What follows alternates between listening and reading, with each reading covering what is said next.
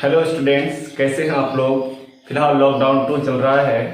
आज हम लोग करंट इलेक्ट्रिसिटी का 6 पार्ट करेंगे, जिसमें हम लोग heating effect of current, joules law of heating effect of current, electric power और इलेक्ट्रिक एनर्जी टॉपिक पढ़ेंगे। तो आइए स्टूडेंट्स, समय को बर्बाद नहीं करेंगे, आइए फिलहाल टॉपिक पर आते हैं। तो पहला टॉपिक है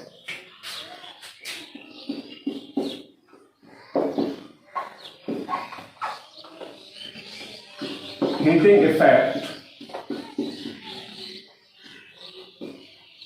ऑफ करंट। इसको हिंदी में धारा का उष्मीय प्रभाव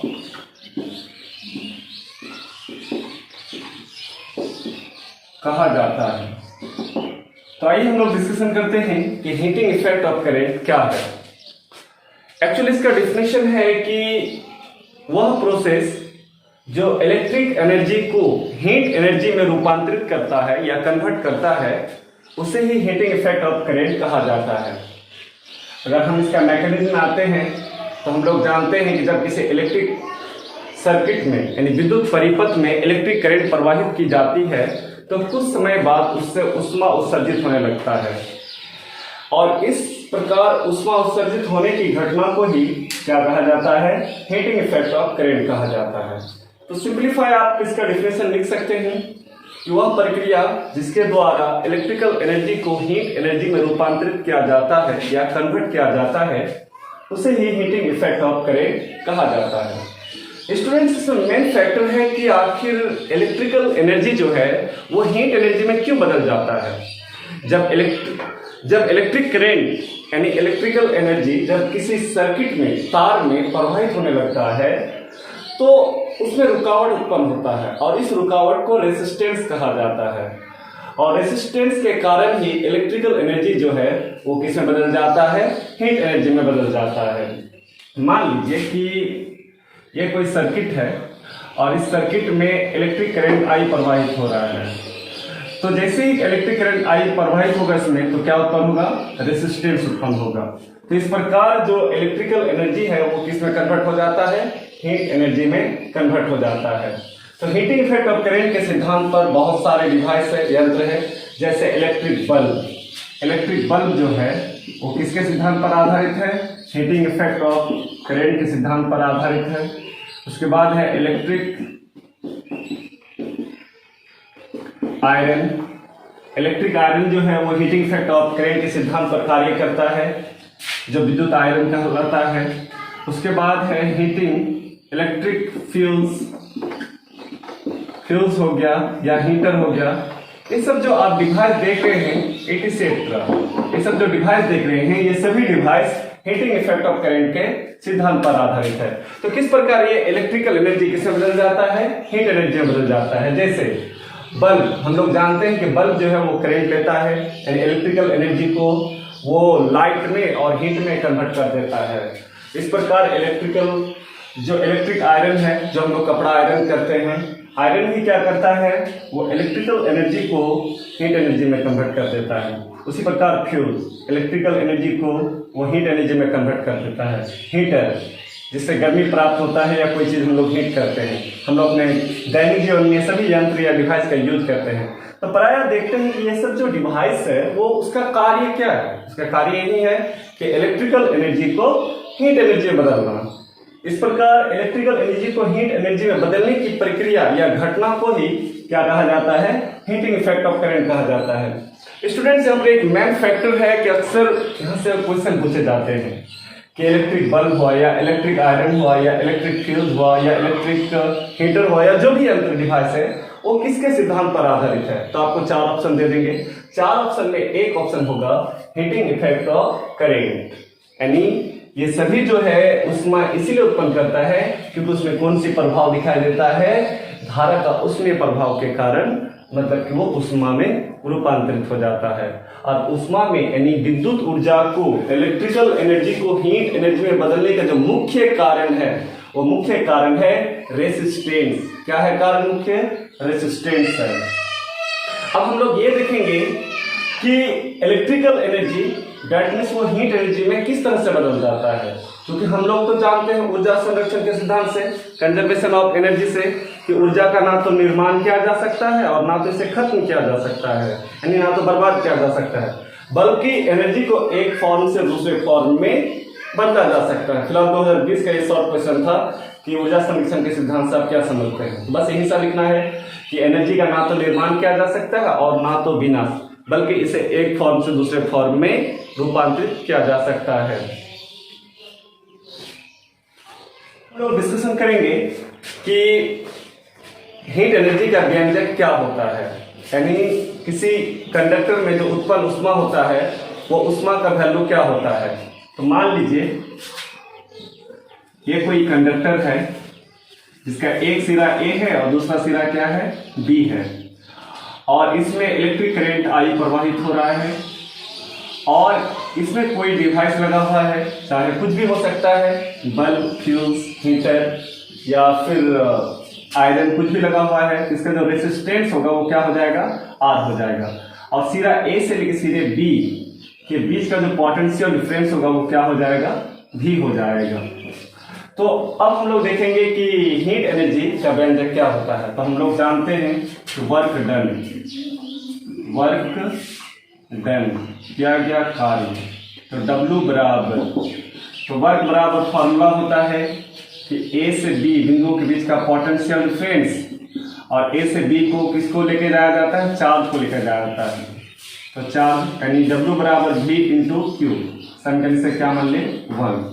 यहाँ पर हम लोग को ये जानना होगा कि W क्या है। W हो गया कि किसी चार्ज को पॉइंट A से B तक ले जाने में किया गया कार्य। W जो है वो कार्य वर्क डन बताता है। V क्या है, पोटेंशियल डिफरेंस है, और Q क्या है, चार्ज है जिसको A से B तक लेके गया है।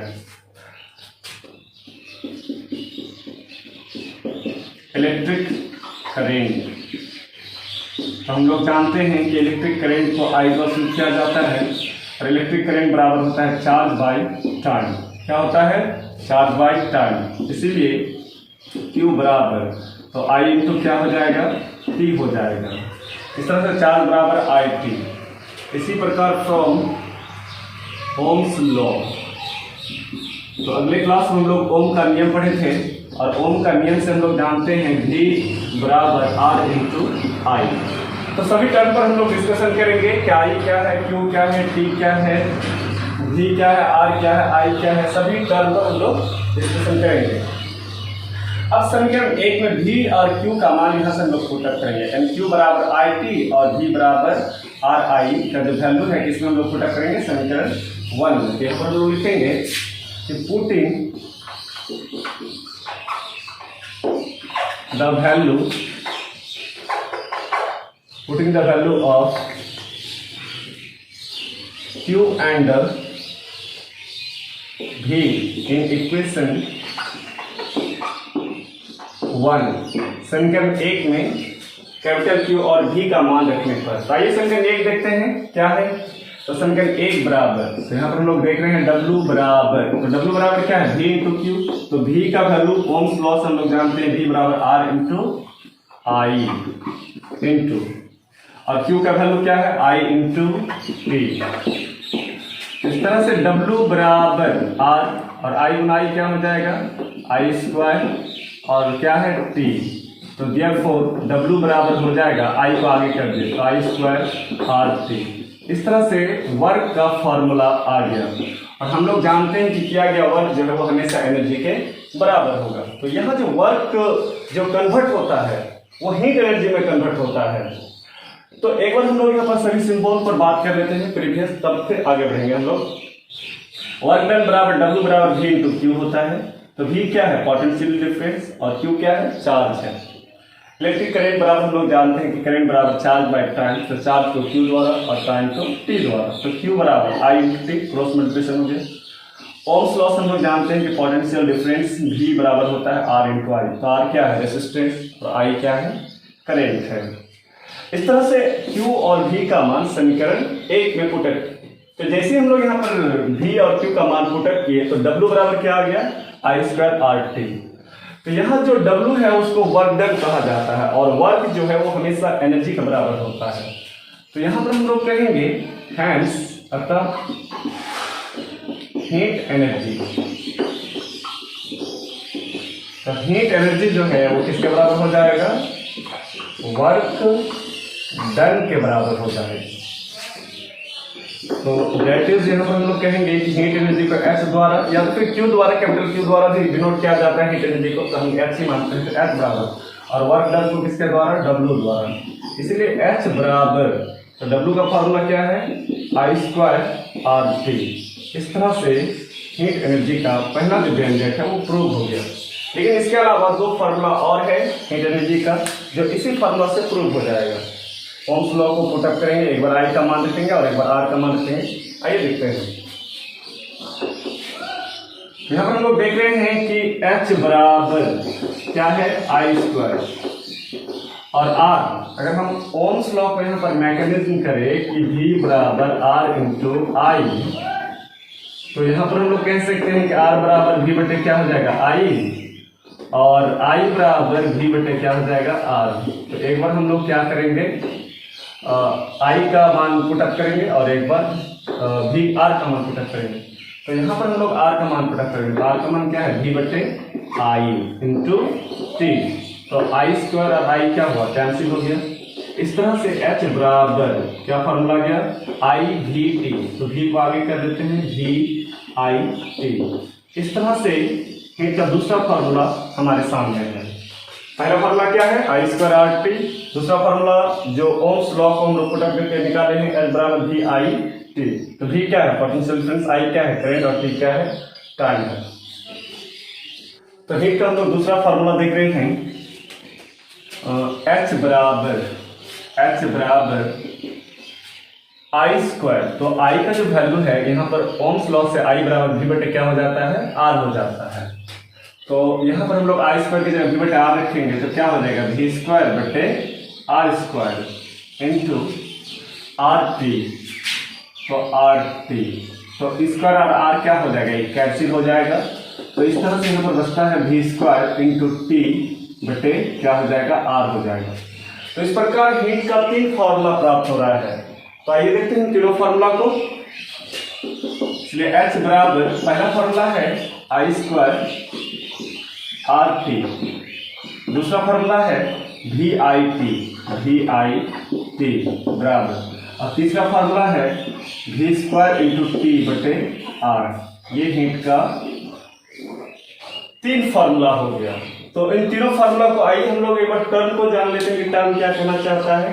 जैसे H बराबर I²RT, तो I क्या है, करंट, R क्या है, रेजिस्टेंस, T क्या है, टाइम। उसी प्रकार VIT, V क्या है, पोटेंशियल डिफरेंस, I क्या है, इलेक्ट्रिक करंट, T क्या है, टाइम है। उसी प्रकार V², तो V क्या है, पोटेंशियल डिफरेंस है, T क्या है, टाइम, और R क्या हो गया, रेजिस्टेंस हो गया। तो ये जो H का जो फॉर्मूला है और ये जो वैल्यू है, ये मान निकला है जूल में। किसमें निकला है, जूल में, क्योंकि हम लोग जानते हैं कि एनर्जी का जो SI यूनिट होता है वो क्या होता है, जूल होता है। लेकिन अक्सर जो है हीट का जो है वैल्यू, जब भी हीट निकलने देता है उत्पन्न ऊष्मा, तो वो ज्यादातर कैलोरी में देता है। तो हम लोग को ये जानना होगा कि कैलोरी जो है वो है क्या। एक्चुअली कैलोरी जो है वो ऊष्मा ऊर्जा का यूनिट है, यानी ऊर्जा की एक अदर यूनिट है जो जूल से रिलेटेड है। तो यहाँ पर हम लोग कहेंगे कि इफ 1 कैलोरी, यदि 1 कैलोरी बराबर 4.18 होता है, तो 18 को जगह हम लोग 2 लिख लेंगे क्योंकि ज्यादातर 2 ही देता है 1, तो 4.2 जूल। देन एक्चुअली 1 कैलोरी बराबर इतना जूल होता है। तो जूल को जैसे ही हम लोग कैलोरी में कन्वर्ट करेंगे तो सभी फॉर्मूले में 2.4 से क्या हो जाएगा, डिवाइड हो जाएगा। इस तरह से हम लोग कहेंगे I बराबर क्या हो जाएगा, I²RT बटे 4.2 कैलोरी, VIT बटे 4 क्या हो जाएगा, 2 हो जाएगा। इसी प्रकार V² इंटू T बटे 4.2 R हो जाएगा। ये जो वैल्यू है ये आपका कैलोरी में निकल गया। इसमें निकल गया, कैलोरी में निकल गया। जब भी आपको ऊष्मा निकलने देंगे, यही जो फॉर्मूला 2 है, एक जूल में और एक कैलोरी में, इसी से रिलेटेड देंगे। इसीलिए आप यहां से लेकर शुरुआत से लेकर अंत तक इसको कॉपी में नोट करें, स्टेप बाय स्टेप नोट करें, ठीक है। और अगर आपको कहीं प्रॉब्लम है, अगर आपको लग रहा है कि सर ये टर्म क्या है, ये कहाँ से आया, वो कहाँ से आया, तो आप नीचे कमेंट बॉक्स में अपना कमेंट लिखे और हमें बताइए कि सर यहाँ पर हमको प्रॉब्लम है, यहाँ कैसे आ गया फॉर्मूला। तो इस तरह से हीट एनर्जी का फॉर्मूला प्रूव हो गया। अगर आपको जूल में निकालने के बोले तो आप ऊपर वाला फार्मूला लगाइएगा। अगर आपको कैलोरी में निकालने बोलता है तो उसी फार्मूला को, जो फार्मूला दिया हुआ है उसमें सिर्फ आपको 4.2 से डिवाइड करना है, आपका जूल किस में बदल जाएगा, कैलोरी में कन्वर्ट हो जाएगा। तो अक्सर यहाँ से रिलेटेड सवाल, क्वेश्चंस ऑब्जेक्टिव में, शॉर्ट क्वेश्चंस में पूछे जाते हैं। बिहार बोर्ड में हुआ या सेंट्रल बोर्ड हुआ या फिर कोई भी स्टेट बोर्ड, अदर बोर्ड में आपको अक्सर यहाँ से क्वेश्चन पूछे जाते हैं। तो क्वेश्चन अभी आप छोड़िए, अभी फिलहाल नॉलेज प्राप्त कीजिए, आप इसको समझिए टॉपिक को, फिर हम लोग आगे बढ़ेंगे। तो आप इसको नोट कर ले, तब हम लोग आगे बढ़ेंगे। तो स्टूडेंट्स, आई होप कि आप नोट कर लिए होंगे इसको। अब हम लोग इससे रिलेटेड, इस फॉर्मूला से रिलेटेड यानी किसी कंडक्टर में इलेक्ट्रिक प्रवाह के कारण जो उत्पन्न ऊष्मा होता है, उस ऊष्मा यानी हीट एनर्जी के संबंध में साइंटिस्ट जूल ने नियम दिया, जिसे joules law of heating effect of current के नाम से जाना जाता है। तो आइए देखते हैं कौन कौन सा नियम है। तो यहां पर हम लोग कहेंगे जूल्स लॉ। ये जो जूल्स लॉ है वो हीटिंग इफेक्ट ऑफ करंट के पर आधारित है। यहां पर हम लोग कहेंगे फर्स्ट लॉ। तो फर्स्ट लॉ जो है उसने दिया है कि किसी कंडक्टर में उत्पन्न ऊष्मा जो है वो प्रवाहित करंट के वर्ग का सीधा समानुपाती होता है।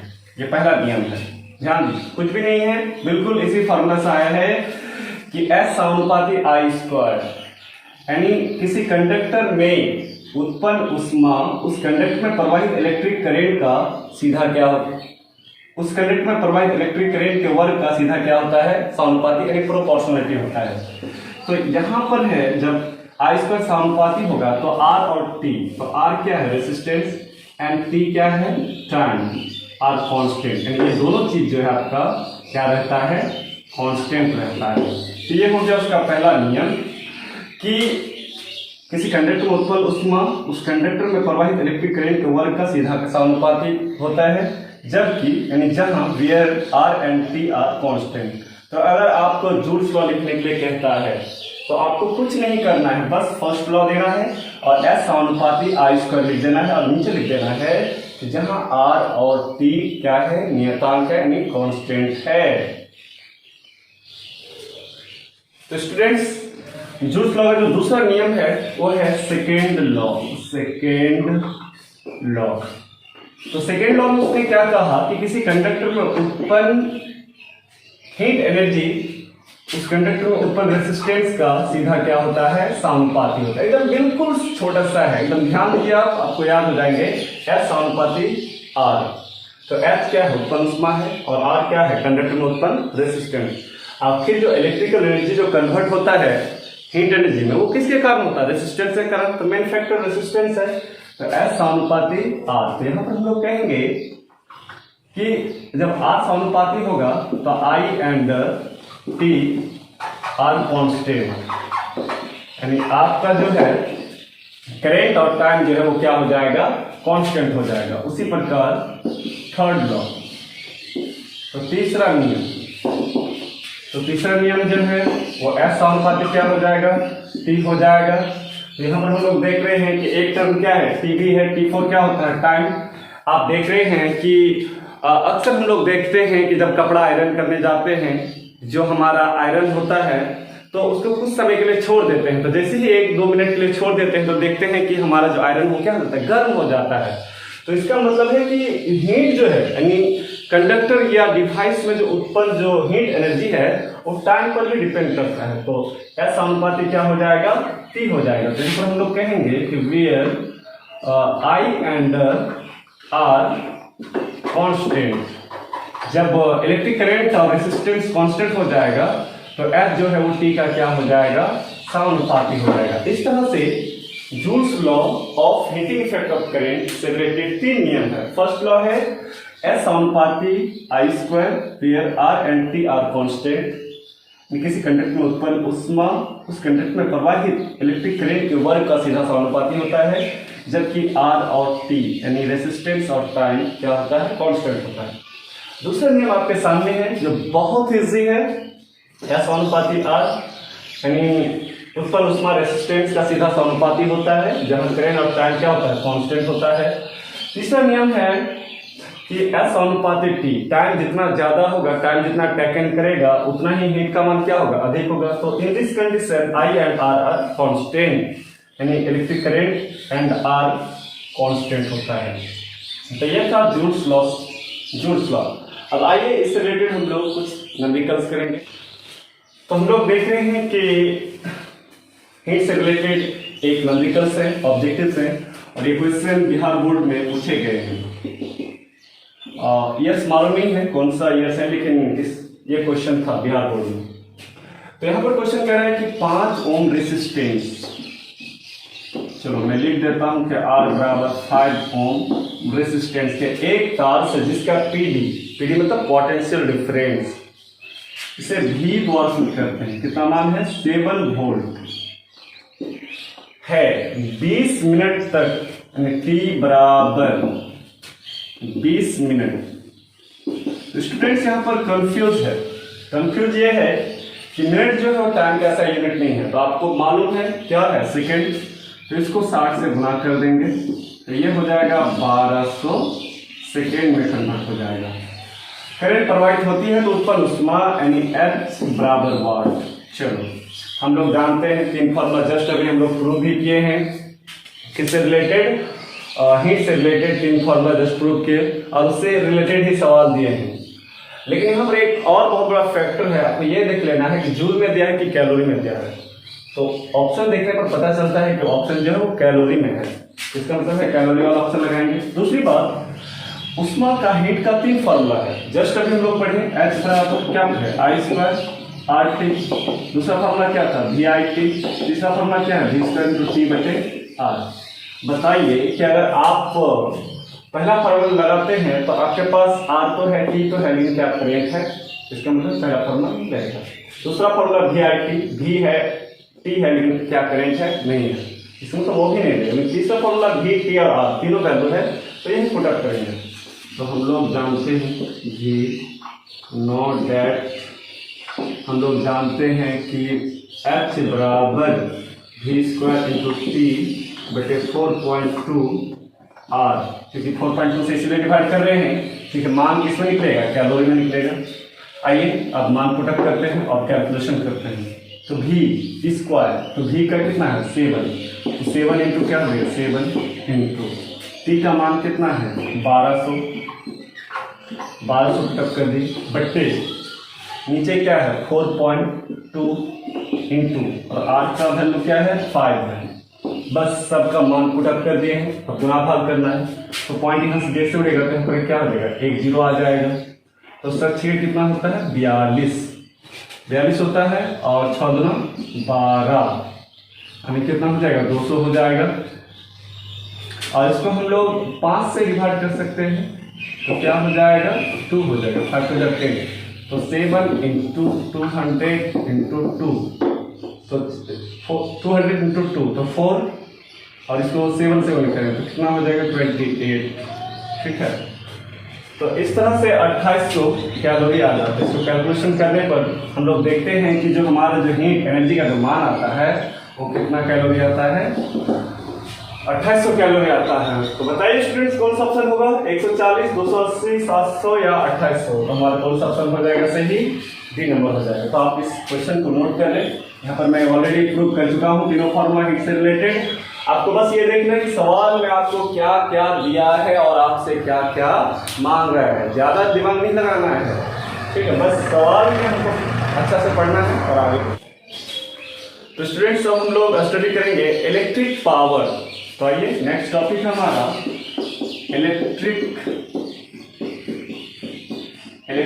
पावर। इलेक्ट्रिक पावर को विद्युत शक्ति कहा जाता है, विद्युत शक्ति कहा जाता है इलेक्ट्रिक पावर। प्राय हम लोग दैनिक जीवन में इस वर्ड का प्रयोग बहुत ज्यादा करते हैं। कभी कभी बोल देते हैं ना कि तुम्हारा पावर कितना ज्यादा हो गया। तो आइए इस पावर को पहले समझते हैं कि जो शक्ति है, होता है ना कि कभी कभी बोल देते तुम्हारा शक्ति कितना बढ़ गया या पावर कितना हो गया है। तो आखिर इस वर्ड को यूज क्यों करते हैं, क्या मीनिंग है? तो आइए देखते हैं क्यों करते हैं।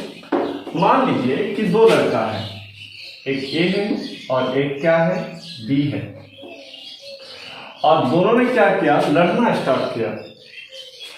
तो लड़ना जो स्टार्ट किया तो दोनों का जो है एनर्जी, दोनों वर्क कर रहा है, क्योंकि लड़ रहा तो क्या कर रहा है, वर्क कर रहा है।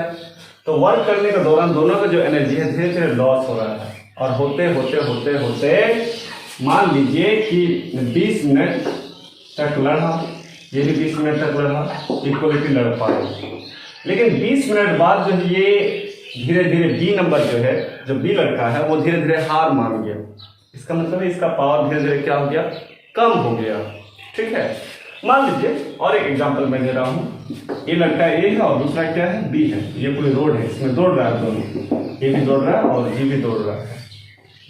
और पर सेकेंड जो है, पर सेकेंड, एक सेकेंड में जो है एनर्जी जो लॉस हो रहा है वो कितना जूल, 5 जूल। इसका भी ये हो रहा है 5 जूल। मान लीजिए कि इसके पास 100 जूल है और इसके पास 50 जूल है एनर्जी। जो लड़का ए है, जो उसके पास 100 जूल है, और जो ये है उसके पास 50 जूल है। तो आप ही बताइए कि पर सेकेंड जो है 5 जूल लॉस हो रहा है एनर्जी, तो कौन कितना ज्यादा दौड़ पाएगा? तो कैलकुलेशन करने पर पता चल रहा है कि अगर 100 को हम 5 से डिवाइड करते हैं तो ये 20 सेकेंड तक दौड़ पाएगा, और ये जो है सिर्फ आपका 10 सेकेंड तक ही दौड़ पाएगा। 10 सेकेंड के बाद ये रुक जाएगा। क्यों? क्योंकि इसकी कार्य करने की जो क्षमता है वो नहीं रहेगा। जो कार्य करने की जो दर होता है, यानी समय जो होता है, वो क्या हो जाएगा, खत्म हो जाएगा। तो इससे स्पष्ट होता है जो पावर से कि पावर जो है वो किसी मशीन द्वारा कार्य करने की समय दर को बतलाता है। दर मतलब रेट, यानी टाइम को बतलाता है कि कौन व्यक्ति कितना कार्य कर पाएगा, कौन ऑब्जेक्ट कितना कार्य कर पाएगा, या कौन मशीन कितना कार्य कर पाएगा। उस कार्य का जो है वो रेट बतलाता है। ठीक है, यानी टाइम को बतलाता है। तो सिंपली इसका हम लोग डिफिनेशन दे सकते हैं। पहला डिफिनेशन अगर आप लेंगे तो सिंपल सा डिफिनेशन है कि कार्य करने की समय दर को ही क्या कहा जाता है, इलेक्ट्रिक पावर कहा जाता है। सिंपल सा डिफिनेशन है कि कार्य करने की समय दर को ही पावर कहा जाता है, या किसी मशीन द्वारा कार्य करने की समय की दर को पावर कहा जाता है। तो सिंप्लीफाइड डिफिनेशन हम लोग लिख सकते हैं कि the rate of doing work by A machine is called electric power. ये इसका डिफिनेशन हो गया कि the rate of doing work by A machine, या मशीन की जगह ऑब्जेक्ट लगा सकते हैं, या पर्सन लगा सकते हैं, या कुछ भी लगा सकते हैं, या सिस्टम लगा सकते हैं, कुछ भी लगा सकते हैं, वो कोई बड़ी फैक्टर नहीं है। तो the rate of doing work by A machine is called electric power. किसी मशीन द्वारा कार्य करने की समय दर को ही क्या कहा जाता है, इलेक्ट्रिक पावर कहा जाता है। इसका एक और डिफिनेशन है, आप लिख लीजिए, मैं बोल रहा हूं। इलेक्ट्रिक सर्किट में इलेक्ट्रिकल एनर्जी के लॉस होने की दर को, इलेक्ट्रिक सर्किट में इलेक्ट्रिकल एनर्जी के लॉस होने की दर को इलेक्ट्रिक पावर कहा जाता है। तो स्टूडेंट्स, डिफिनेशन हो गया, the rate of doing work by A machine is called electric power, या इलेक्ट्रिकल एनर्जी के क्षय होने की दर या लॉस होने की दर को ही क्या कहा जाता है, इलेक्ट्रिक पावर कहा जाता है। बहुत सारा डिफिनेशन है, तो बहुत ज्यादा नहीं जाना है, आपको बस जानना इसका कंसेप्ट। तो यहाँ पर हम लोग कहेंगे कि इलेक्ट्रिक पावर, तो जस्ट डिफिनेशन ही कहता है डूइंग वर्क यानी वर्क डन, और रेट का मतलब होता है टाइम।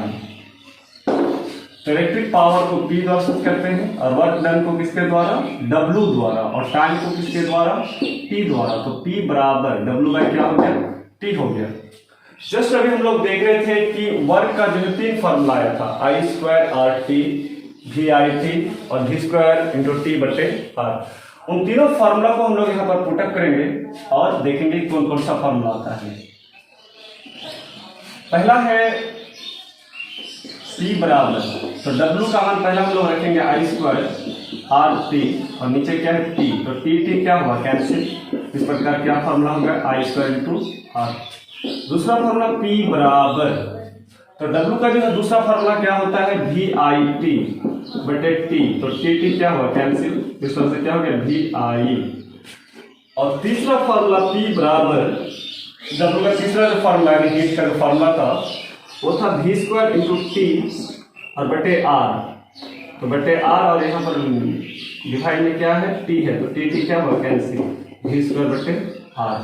इस तरह से हम लोग देख रहे हैं कि पावर का जो है आपके सामने चार फार्मूला है। P बराबर, पहला फार्मूला है W बाई टी, दूसरा फार्मूला है आई स्क्वायर इंटू आर, तीसरा फार्मूला है V इंटू आई और चौथा फार्मूला क्या है V बट्टे, और सॉरी फॉर स्टूडेंट्स यहाँ पर V स्क्वायर होगा, V square into T cancel, तो V स्क्वायर बटा, तो तीसरा फार्मूला क्या हो जाएगा V स्क्वायर बट्टे आर।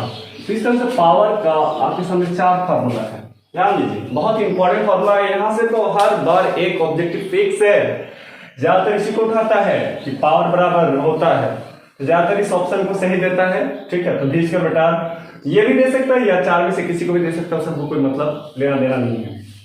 तो पहला है W बाई टी, तो W क्या है वर्क, T क्या है टाइम, दूसरा है स्क्वायर आर, I क्या है करंट, R क्या है रेजिस्टेंस, तीसरा क्या है V I, V क्या है पोटेंशियल डिफरेंस, I क्या है करंट, और चौथा है V स्क्वायर बटा V क्या है पोटेंशियल डिफरेंस और R क्या है रेजिस्टेंस है।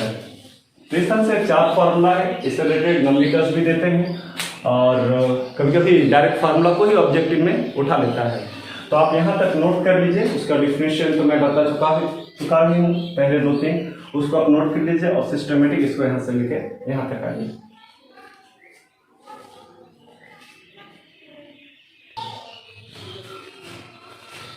तो स्टूडेंट्स अब हम लोग इलेक्ट्रिक पावर का यूनिट और डायमेंशन फार्मूला जाएंगे। तो आइए पहले हम लोग यूनिट पर बात करते हैं, तब डायमेंशन फार्मूला बात करेंगे। तो ऐसा यूनिट ऑफ इलेक्ट्रिक पावर, तो पावर को P द्वारा यूनिट करते हैं, तो इलेक्ट्रिक पावर जो हम लोग P भी लिख सकते हैं। ऐसा यूनिट ऑफ पावर, तो हम लोग देख रहे हैं वर्क टन बाय टाइम, तो वर्क का यूनिट क्या होता है जूल होता है और टाइम का क्या होता है सेकेंड होता है, जिसे हम लोग जूल पर सेकेंड लिख सकते हैं और जूल पर सेकेंड को वाट कहा जाता है और वाट को जो है W द्वारा सूचित किया जाता है। इस तरह से पावर का जो ऐसा ही मात्रक होता है वो क्या हो जाता है वाट होता है। एक अदर यूनिट भी होता है, other unit of power, power का अन्य मात्रक, एक अदर यूनिट होता है हॉर्स पावर। क्या होता है हॉर्स पावर, इसे संक्षिप्त में HP कहा जाता है, S से हॉर्स, P से पावर। तो हॉर्स पावर जो होता है वो पावर का ही यूनिट होता है, लेकिन एक अदर यूनिट होता है। और 1 HP बराबर, यानी 1 HP, एक HP बराबर होता है 746 वाट के बराबर होता है। अगला है dimension formula, dimension formula of power. तो यही मेन फार्मूला है, इसी फार्मूला के माध्यम से हम लोग डायमेंशन भी निकाल सकते हैं। तो आइए देखते हैं डायमेंशन क्या होगा। तो W क्या है वर्क, तो वर्क का क्या होता है ml स्क्वायर टी पर पावर माइनस 2 होता है।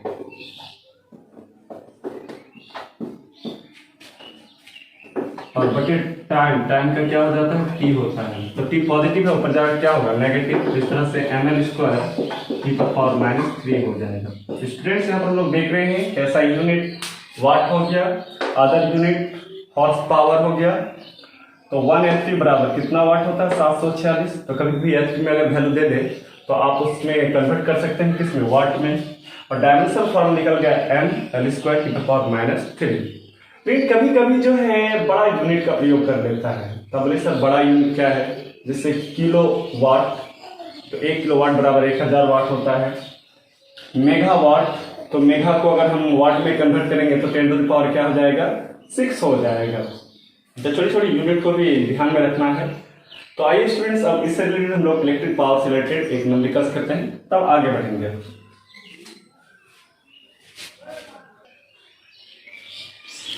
तो स्टूडेंट्स आप देख रहे हैं कि एक डायग्राम दिया हुआ है और ऊपर कुछ लिखा हुआ है। आइए क्वेश्चन हम लोग पढ़ते हैं तब आगे बढ़ेंगे। Find the value of power and current in given figure. यानी दिए हुए फिगर में आपसे पावर मांग रहा है और करंट मांग रहा है।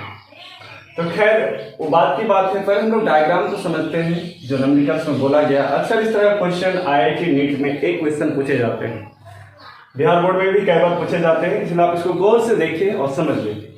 हम लोग देख रहे हैं यहाँ पर जो है इसको R1 मान लेते हैं और इसको R2 मान लेते हैं। इसको R1 मान लिए रेसिस्टेंस और इसको क्या मान लिए R2। अब R1 और R2 जो है किस कॉम्बिनेशन में है? पैरेलल कॉम्बिनेशन में है। यहाँ पर हम लोग कहेंगे सॉल्यूशन में कि R1 and R2 are in कौन सा कॉम्बिनेशन? Parallel combination. यानी R1 और R2 पैरेलल कॉम्बिनेशन में हो तो इसका जो समतुल्य यानी तुल्य टोटल जो रेसिस्टेंस होगा हम लोग जानते हैं 1/R बराबर 1/R1 प्लस 1/R2।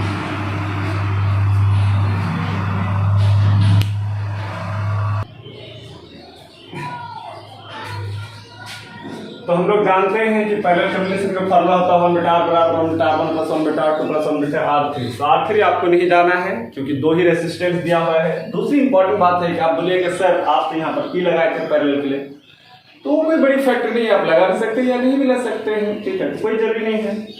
तो 1/R बराबर 1/R1। R1 का जो वैल्यू है वो कितना ओम है? 6 ओम है, प्लस 1/R2। R2 का वैल्यू कितना है? 3 ओम है। तो 1/R बराबर, तो यहाँ पर हम लोग एलसीएम लेंगे तो 6 हो जाएगा। यहाँ पर 1 + 2 बराबर 3/6।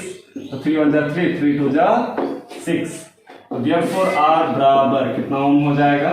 2 ओम हो जाएगा। इस तरह से जो रेसिस्टेंस आ गया हमारे सामने दोनों को जोड़ने पर, यानी इक्विवेलेंट रेसिस्टेंस, तुल्य रेसिस्टेंस, वो 2 ओम आ गई। अब वोल्ट का जो मान दिया है वो कितना है? 12 वोल्ट है। तो हमें निकालने के लिए क्या बोला है? Power, current. चलो तो पावर P बराबर वाट और करंट I बराबर भी वाट है। तो पहले पावर निकाल लेते हैं, फिर हम लोग करंट निकाल लेंगे। तो V0 हम लोग जानते हैं, तो देखिए क्या क्या जानते हैं हम लोग। तो जस्ट पावर का हम लोग फार्मूला पढ़े, 4 फार्मूला था। आइए मैं फिर से एक बार फार्मूला लिख देता हूँ। P बराबर W/T। दूसरा है I²R। तीसरा फार्मूला है VI। तीसरा फार्मूला है V²/R। तो आप देख रहे हैं 4 फार्मूला में आपको दिया क्या है? R और V। तो जब R और V दिया है तो इसका मतलब है कि V और R वाला फॉर्मूला आएगा V²/R। तो V का वैल्यू कितना है? तो V का वैल्यू देख रहे हैं 12 है, यानी 12 स्क्वायर लगा हुआ 12 गुना 12। तो रेसिस्टेंस का मान कितना आया है? 2। तो 2 से अगर 12 को डिवाइड करेंगे 6 आ जाएगा। तो 12 गुना 6, तो 12 का कितना हो जाएगा? 72 हो जाएगा। और ये हमारा कितना गया आंसर? वाट में आ गया। तो एक आंसर निकल गया। दूसरा है करंट। तो हम लोग देख रहे हैं कि P बराबर V इंटू क्या होता है? I होता है। यहाँ पर सीधी सी बात है, हम लोग जानते हैं कि P बराबर V इंटू I, इसलिए I बराबर P और V आके क्या है? ढाल लग जाएगा। तो P का जो वैल्यू है वो कितना? 72 वाट और V का जो वैल्यू है वो कितना वोल्ट है? 12 वोल्ट है। तो बच्चा कितना हो जाएगा? 72 हो जाएगा। इस तरह से 6 एम्पियर हमारा करंट हो गया और पावर का मान ऑलरेडी निकल चुका है 72 वाट। इस तरह से हमारा ये दोनों क्या हो गया? आंसर हो गया। तो बस आपको फॉर्मूला माइंड में रखना है। जो आप देख रहे हैं 4 फॉर्मूला जो प्रूफ हुआ इलेक्ट्रिक पावर का, बस उसको आपको ख्याल में रखना है और यूनिट ख्याल में रखना है। ऑलरेडी हम लोग प्रीवियस वीडियो में पढ़ चुके हैं series combination, parallel combination, resistance, Ohm's law, electric current और बहुत सारे दीगर टॉपिक पढ़े हैं। आप वहां पर जाके उन सभी वीडियो को आप स्टेप बाय स्टेप देखिए। स्टूडेंट्स एक बहुत ही इंपॉर्टेंट बात मैं आपसे करना चाहता हूँ। हम लोग जो वर्तमान लॉकडाउन चल रहा है, बहुत सारे स्टूडेंट परेशान हैं। अक्सर स्टूडेंट गार्जियन स्टूडेंट फोन करके पूछते हैं सर कैसे क्या करें नहीं करें। ठीक है, आप समझिए कि छोटा सा वायरस, इस वायरस से अगर आज कोई लड़ रहा है तो कौन लड़ रहा है? डॉक्टर लड़ रहा है, हमारे जो डिफेंस के आदमी हैं वो लड़ रहे हैं, या और बहुत सारे डिपार्ट के आदमी लड़ रहे हैं। हम भी घर में रह के इस वायरस से लड़ रहे हैं। क्या आपको ये छोटा सा वायरस जो कोरोना वायरस है, क्या आपको इंजीनियर बनने से, डॉक्टर बनने से या फिर कुछ बनने से रोक सकता है? नहीं ना। तो हम आपके साथ हैं, हम आपके साथ जुड़े हुए हैं। आप बस स्टेप बाय स्टेप इसको वीडियो को देखिए और इसको नोट कीजिए, आप अपने दोस्तों को शेयर कीजिए, ठीक है। तो स्टूडेंट्स, अब तक हम लोग heating effect of current, joules law और जस्ट अभी हम लोग पढ़े इलेक्ट्रिक पावर। अब हम लोग पढ़ेंगे इलेक्ट्रिकल एनर्जी। तो आइए हमारा अगला टॉपिक है electrical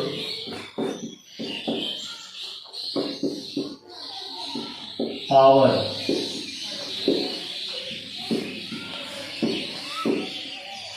students, electrical energy just हम लोग पढ़ चुके हैं अभी पावर। अब हम लोग स्टडी करेंगे इलेक्ट्रिकल एनर्जी, विद्युतीय ऊर्जा।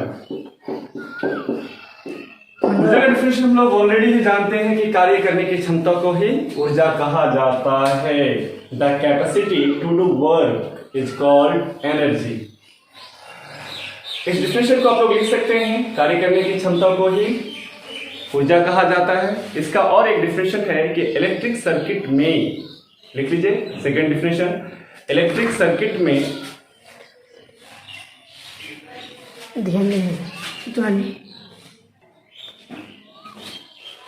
तो दूसरा डिफिनेशन है, आप लिख सकते हैं दूसरा डिफिनेशन, इलेक्ट्रिक सर्किट में करंट को बनाए रखने के लिए स्रोत द्वारा किया गया कार्य को इलेक्ट्रिकल एनर्जी कहा जाता है। मैं फिर से एक बार रिव्यू कर रहा हूं, ध्यान दीजिए। तो इलेक्ट्रिक सर्किट में करंट को बनाए रखने के लिए स्रोत द्वारा किया गया कार्य को इलेक्ट्रिकल एनर्जी कहा जाता है।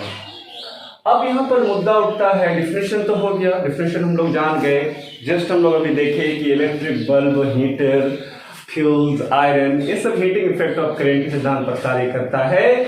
और जो इसके द्वारा जो उत्पन्न उष्मा जो उत्पन्न होता है वो किसको बदलता है, यानी इलेक्ट्रिकल एनर्जी को ही हीट एनर्जी में कन्वर्ट करता है। तो यहाँ पर हम लोग कहेंगे कि इलेक्ट्रिकल एनर्जी ई बराबर, तो इलेक्ट्रिकल एनर्जी जो है वो किसके बराबर होता है, वो हीट एनर्जी के बराबर होता है। और हीट एनर्जी का फॉर्मूला हम लोग जानते हैं, आई स्क्वायर आर टी। दूसरा फॉर्मूला होता है वी आई टी। तीसरा फॉर्मूला होता है वी स्क्वायर इंटू टी बटे आर। तो यहाँ पर एच को अगर हम हटाते हैं तो ई बराबर फॉर्मूला हो जाएगा I square R T V I T V square into T बटे आर। इस तरह से ये इलेक्ट्रिकल एनर्जी का 3 फॉर्मूला है। और एनर्जी का जैसा यूनिट होता है वो क्या होता है स्टूडेंट्स, जूल होता है। ऑलरेडी हम लोग जानते हैं इस सब बात को, और डायमेंशन फॉर्मूला भी जानते हैं, ml स्क्वायर टी पावर -2 होता है। और एनर्जी एक स्केलर क्वांटिटी है। तो यहाँ पर हम लोग ज्यादातर एनर्जी का जो यूज किया जाता है वो किया जाता है जूल में। लेकिन बड़े बड़े जो कारखाने हैं, फैक्ट्री हैं, या फिर बड़े बड़े जो मशीन हैं, या फिर घर में, उसका कैलकुलेशन जो है इलेक्ट्रिकल एनर्जी का वो जूल में नहीं किया जाता है। क्यों? क्योंकि जूल एक बहुत ही छोटा यूनिट है। उसके लिए एक अदर कॉमर्शियल व्यावसायिक यूनिट का प्रयोग किया जाता है। तो आइए देखते हैं क्या होता है। ऐसा यूनिट ऑफ एनर्जी यानी इलेक्ट्रिकल एनर्जी, ऐसा यूनिट क्या होता है, जूल होता है। और जूल को जे द्वारा सूचित करते हैं। अब कॉमर्शियल यूनिट,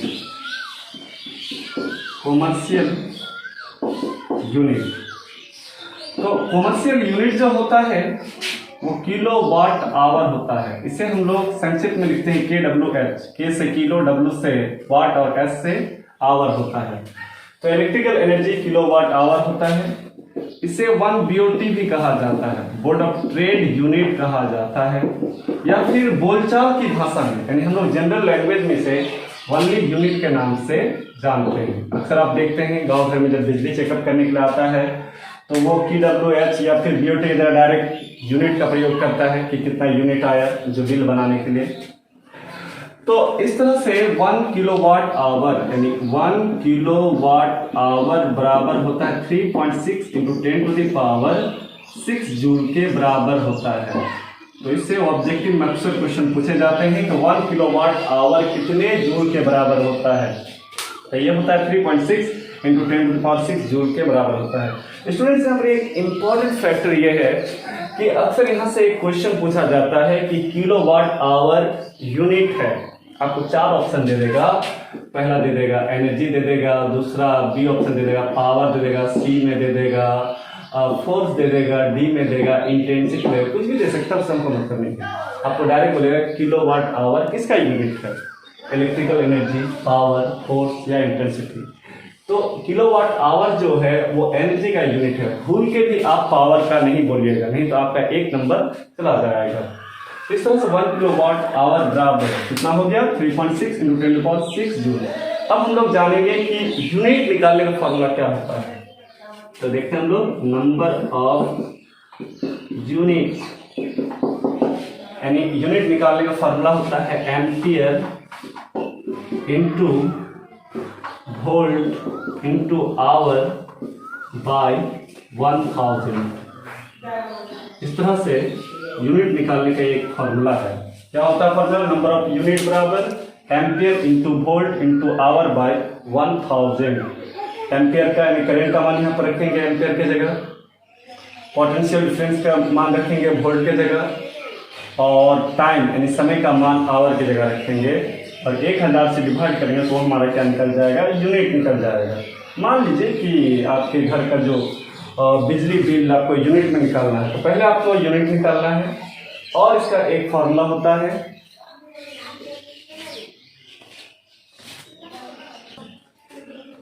तो स्टूडेंट्स यूनिट निकालने का दूसरा फॉर्मूला है नंबर ऑफ यूनिट बराबर, दूसरा फॉर्मूला होता है वाट इंटू आवर बाय 1000।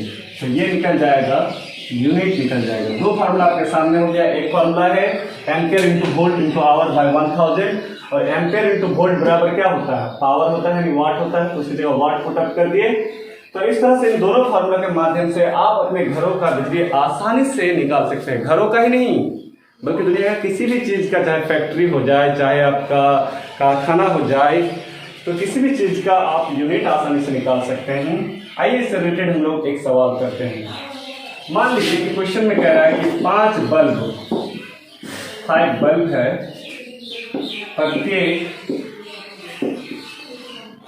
प्रत्येक का पावर 100 वाट है। 100 वाट है और पर डे यानी प्रत्येक दिन 8 आवर चलाया जाता है। तो 30 दिन के एक महीना में बिजली बिल क्या होगा। और यहाँ पर एक यूनिट कॉस्ट 5 रुपीज दिया हुआ है। भाई स्टूडेंट्स सवाल को हम लोग देखते हैं क्या कहता है। तो इस सवाल में हम लोग देख रहे हैं कि 5 बल्ब हैं और प्रत्येक का वाट कितना है, 100 वाट है, और पर डे कितना चलाया जाता है, 8 घंटा चलाया जाता है। तो बहुत ही छोटा सवाल है, तो सवाल हम लोग देख लेते हैं। कह रहा 5 बल्ब प्रत्येक का पावर 100 वाट है और पर डे 8 घंटा चलाया जाता है। तो 30 दिन के एक महीने में बिजली बिल क्या होगा, और एक यूनिट का जो कॉस्ट है प्राइस 5 रुपया दिया हुआ है। तो बहुत ही सिंपल सवाल है, जस्ट हम लोग भी उससे related number of unit formula हम लोग सामने ही है। यहाँ पर हम लोग कहेंगे टोटल पावर ऑफ 5 बल्ब। तो 5 बल्ब में एक बल्ब का कितना है 100, तो कितना हो जाएगा 500 वाट हो जाएगा टोटल पावर। अब हम लोग नंबर ऑफ यूनिट वाला फॉर्मूला लगाएंगे। तो हम लोग जस्ट देख रहे हैं कि वाट इंटू आवर और बाय 1000। वाट कितना है? 500 वाट 5 बल्ब का। और कितना घंटा पर डे चलाया जाता है? 8 घंटा। कितना दिन चलाया जाता है? 30 दिन चलाया जाता है, बट्टे 1000 से डिवाइड करेंगे तो 500 से 1000 को डिवाइड करेंगे 2 और यहाँ पर क्या हो जाएगा 4, तो 4 12 यानी 120 यूनिट हो गया। तो अब टोटल कॉस्ट, तो ये एक यूनिट का जो प्राइस है वो कितना है? 5 रुपया है। तो 120 गुना 5 तो बराबर कितना हो जाएगा? यानी बराबर 60 यानी 600 रुपया। यानी एक महीना का, 30 दिन के एक महीना का जो बिजली बिल आएगा वो कितना आ जाएगा? 600 रुपया आ जाएगा। तो स्टूडेंट्स आपको देखना है, गौर करके देखना है कि आपको क्या दिया है, पावर दिया है या एंकर करंट में वैल्यू दिया है या फिर रेसिस्टेंस में दिया है। तो इसको आपको अच्छी तरह से देख लेना है, तब आपको आगे बढ़ना है। तो आई होप, मैं उम्मीद करता हूँ कि आप लोग के वीडियो पसंद आया होगा। और मैं एक बात कहना चाहता हूँ कि इस वीडियो का स्टेप बाय स्टेप नोट कीजिए। YouTube में बहुत सारे हजारों वीडियो डाले हुए हैं, आपको ये समझ में नहीं आता है कि क्या देखे और क्या नहीं देखे, क्योंकि मैं जो पढ़ा रहा हूँ वो NCERT का टॉपिक स्टेप बाय स्टेप उठा रहा हूँ ताकि आपको आसानी से समझ में आ जाए। और ये हमारा 6 पार्ट है करंट इलेक्ट्रिसिटी का। इसके बाद निरंतर हम डालते रहेंगे। Thank you everyone.